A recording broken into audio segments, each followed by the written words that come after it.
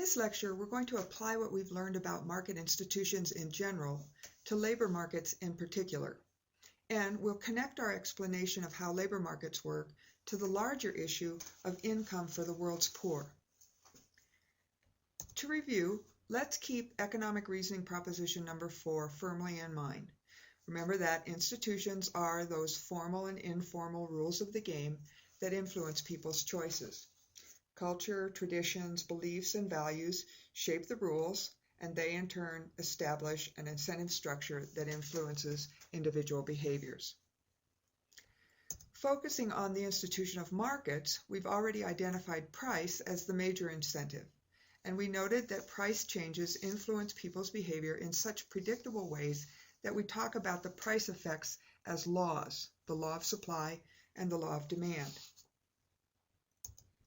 We looked at several representational models, graphs, charts, and stories that illustrated how the rules of the game work, the interaction of supply and demand that generates prices and makes markets so effective in dealing with scarcity. And we started this lecture series by referring to world poverty. Maps like these show rich and poor nations, and we've suggested that the rich nations all have some variation of some key institutions: property rights and the rule of law, open markets, entrepreneurship, and innovation. In addition to being shared by the rich nations, these institutions are noticeably absent in the poorer ones. So now we're going to look at the income and wealth of nations by looking at its source, the income and wealth of people, which we'll examine through our supply and demand model of labor markets. As we use that model, we should note that our reasoning applies not just to poor people living in poor countries, but also to people rich and poor living in every country. We know that people choose, and economic reasoning proposition number 2 reminds us that people receive benefits and incur costs when they make those choices. We don't want to forget that the institutional framework in which people live may drastically restrict the alternatives available to them. But we can still confidently assert that the decisions referred to in economic reasoning proposition number 2 include the choices individuals make that can affect their ability to earn an income. Okay, so what's unique about labor markets? Well, first, demand in labor markets is derived demand. There's no demand for just labor itself. Consumers' demand is for goods and services. So demand in labor markets is derived from or dependent upon demand in product markets. Boy, can that be a slap in the face. I remember how that lesson hit me when I graduated from college and prospective employers were interested in what I could do rather than who I was. But it shouldn't be a big surprise, should it? Isn't derived demand really common sense when you stop to think about it? I mean, demand for pizza? Yes. Demand for pizza cooks? You bet. And for pizza delivery drivers and pizza restaurant waiters and cashiers, etc., etc. Demand for bullfights? Not so much, at least not in the United States. So, demand for matadors? Sorry, no, unless you want to move to Spain or Mexico. So we can use graphs to illustrate that derived demand relationship.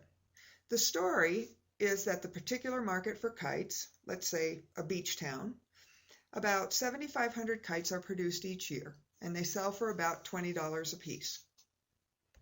Okay, this demand for kites generates a demand for people to work in the kite factory.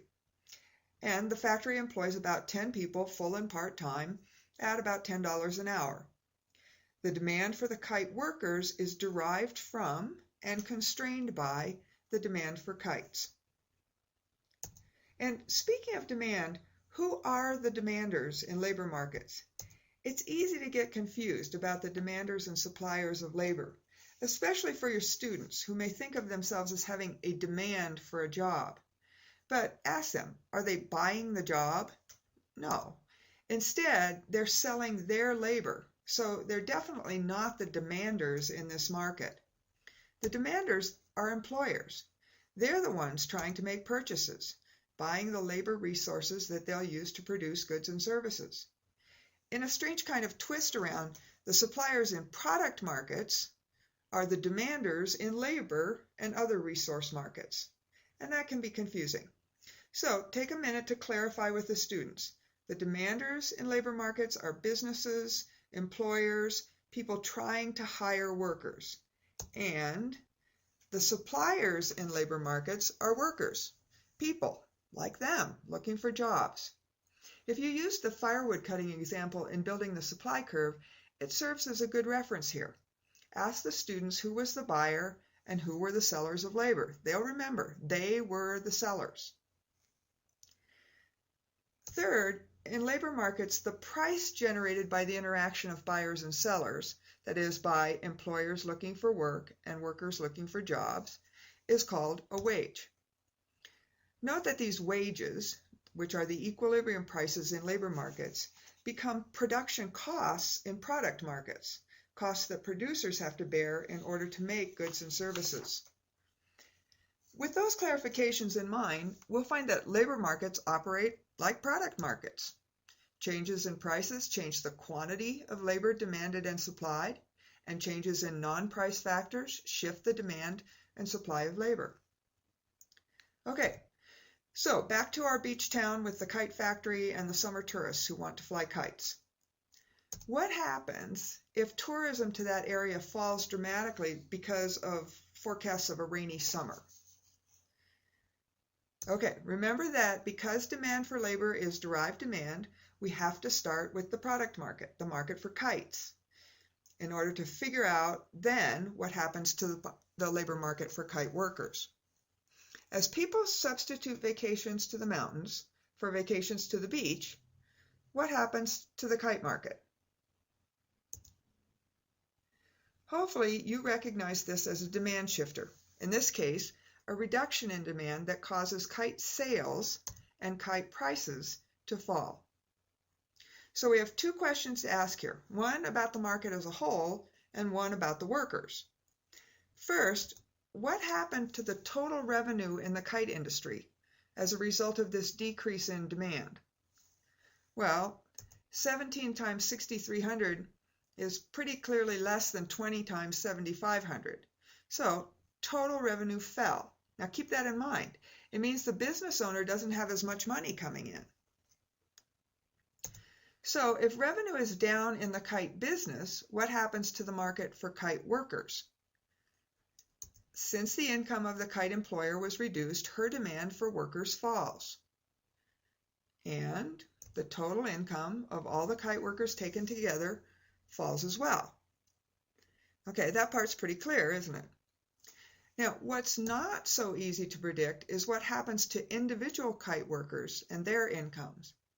It's likely that the drop in derived demand will impact individual workers differently.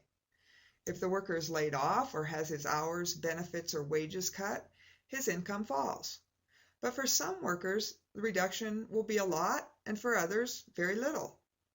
Notice that the change here, as in everything, is at the margin, and some margins are bigger than others.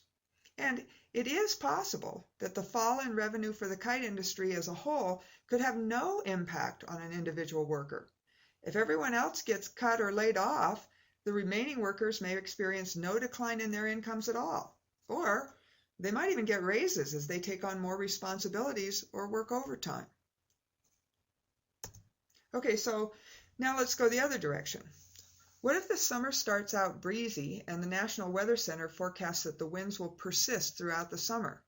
And so the National Kite Festival takes notice and they schedule a Go Fly a Kite for Charity event on the beach. Or what if an Army training base or a snazzy new vacation resort opens up just down the road so more people live in the town? Again, start with the product, kites, and then go to the workers, kite builders. The demand shift in the kite market causes the selling price and the quantity of kites sold to increase. What happens to total revenue in the kite industry? Well, that's not exactly a brain buster. More kites sold at a higher price equals more revenue. Okay, if more kites are made, what happens to the total kite worker income, assuming that the owner of the factory didn't run out and buy a computerized kite making machine? Okay, you're right, it increased. Demand for kite workers rises, and so does the total income paid to that segment of the labor force. All right, but remember, what about the individual kite worker? Does the surge of kite sales raise his individual income? Maybe. If he was laid off during the downturn last summer and has been rehired, then yes, his income increases. If he was part-time and gets more work hours, or was full-time and now has the option to work overtime at time and a half pay, well, yes again. But what if the worker was already full-time and he remains full-time and doesn't get a raise? Well, then it's same old, same old. And through all of this, don't forget that how the buyers and sellers perceive the benefits and costs of changes in the kite market may very well depend on the alternatives they have available to them. For example, someone who wants more time after her kids are home from school each day may not see working overtime as a benefit, while somebody who's been behind on their rent payments may be just ecstatic. Now, let's look at a different side of the picture, because the supply side of the kite market is also subject to increases and decreases that can affect the kite workers market. Suppose there's nothing observably different about the weather or the number of special events or the numbers of tourists this summer or the last 10 summers or summers as long back as you can remember. But the cost of kite making supplies like fabric and glue and wood or plastic has risen dramatically over the past 6 months. Now what? Okay, you should know the drill. So what do? Right, we look at the product market first. Kites. Okay, supply decreases as the seller pays a higher production cost. As the price rises, fewer people will buy kites. Lower quantity, but a higher price. That could be good, couldn't it? But the demand for kites is relatively elastic, so it's likely that the higher price won't make up for the drop in sales. Thus, total revenue in the kite industry declines. Knowing that, we can look again at the labor market. How did this decrease in kite supply affect total kite worker income and the individual kite workers? We can predict with some assurance that employers will demand fewer workers, or fewer worker hours. So total kite worker income will decline. Now that's interesting. Did you notice that a decrease in the supply of kites affects the kite worker labor market the same way as a decrease in demand for kites did? Both raise the price and reduce the quantity sold, and so they reduce the demand for kite workers, causing total income to fall. But remember that while we can tell that total kite worker income falls, we can't tell about individual workers. Some may be unaffected, while others lose their jobs. Can you think of other supply factors that might impact the labor market for kite makers? Here's one where you have to work a little harder to make the connections. Remember our earlier story that a new resort opens on the beach in the kite town? Well, suppose that resort is hiring people of the same skill level as kite workers, but is paying more. The labor market change in this scenario has nothing to do with the derived demand for kites. What happens is that kite workers, producers of labor, can now substitute resort jobs for kite factory jobs, and the higher wages give them an incentive to do exactly that. So what happens to the kite worker market? Well, the supply of kite workers falls. Some of the kite workers quit, and the factory owners notice that there aren't as many new job applications being submitted. But there's still a demand for kites, so the kite factory owner has two options. He can continue to pay the same wage and produce less, or he can raise wages or pay overtime in order to increase production. What if we went further than that, where the combined demand from the kite factory and the resort is greater than the current workforce in the town? What would happen then? economic reasoning suggests that wages would increase, and at that higher wage, more workers would be available. That is, the quantity supplied of labor would increase. So how can more workers be available? I mean, where do they come from? What we fail to look at sometimes is the fact that most of the time there are people who could be in the labor market who choose not to be, for all sorts of reasons, good and bad. So people who already live in the town might not have been willing to enter the labor market before, but the higher wages may convince some of them that it's worth paying a babysitter, for example, or riding the bus, and thus they enter the workforce and the quantity supplied of labor increases. We actually experienced this situation, sometimes called excess demand, during World War II. Factories geared up to produce tanks and planes for the war effort, even as the Army was taking men out of the labor force. The resulting rise in wages acted as a magnet, pulling women not just from traditional women's jobs into what had been men's jobs, but also pulling into the workforce for the first time women who had been unwilling to work at all at the lower wages offered in those traditional fields. Okay, so that situation should lead you to wonder about another possibility. So is there such a thing as excess supply? I mean, suppose that instead of a new resort opening, one of the existing resorts and several businesses closed, and all the people who worked there lost their jobs. Then what happens to the supply of workers, that is, the number of workers looking for jobs willing to sell their labor? Right, the labor supply increases. Our market model predicts that the wages for kite workers would fall as employers react to the increased supply of workers competing for jobs. We can turn to our history again to see an example of this situation in action. Agitation to raise the wages and living standards of migrant workers in the 1960s and 70s was largely unsuccessful because of excess supply. The flow of illegal immigrants meant that even a growing demand for crop workers could be met without raising wages. Immigration reform and unionizing agricultural workers are both attempts to resolve this difficulty. But these examples aside, do changes in the supply of labor seem to always translate into rapidly changing equilibrium wages? Now, we know that it's true in the long run and in the bigger picture of a labor market. For people of a particular skill level, it is probably the case that competition for jobs among workers with the same levels of productivity will lower wages, or at least keep them from rising. But if we look around us, we see wages rising all the time. And we know that wages and benefits don't seem to bounce around, going up and down. Well, economists recognize this as well, and they refer to wages in some markets as being sticky in their response to changes in the supply and demand of labor. Sticky wages are most common in local markets with two distinctive characteristics. One, workers may develop what's known as firm-specific capital. That is, they've acquired skills and knowledge on their job that are valuable to their current employer, but probably wouldn't be to other employers, even those in the same field. This job-specific human capital can include things like knowing the culture and history of the company, or having built a friendly relationship with local suppliers and retailers. And it can help to keep wages for that worker above the market equilibrium.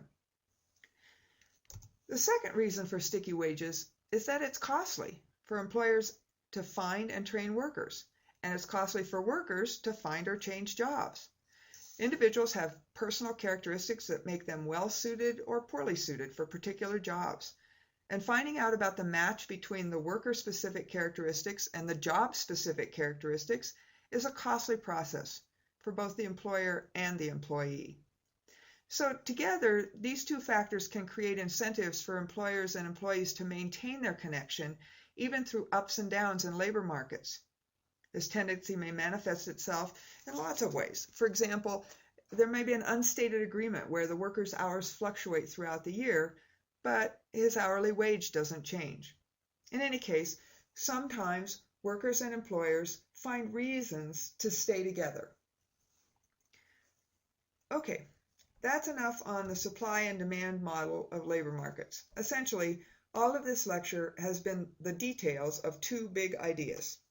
First, labor is bought and sold in markets. Okay? And in those markets, employers are the demanders, workers are the suppliers, and the market price is a wage. Second, demand for labor is derived demand. It's derived from the demand for goods and services. Okay? We've used the supply and demand model to help us explain changes in the labor market, both from the worker's point of view and from the employer's.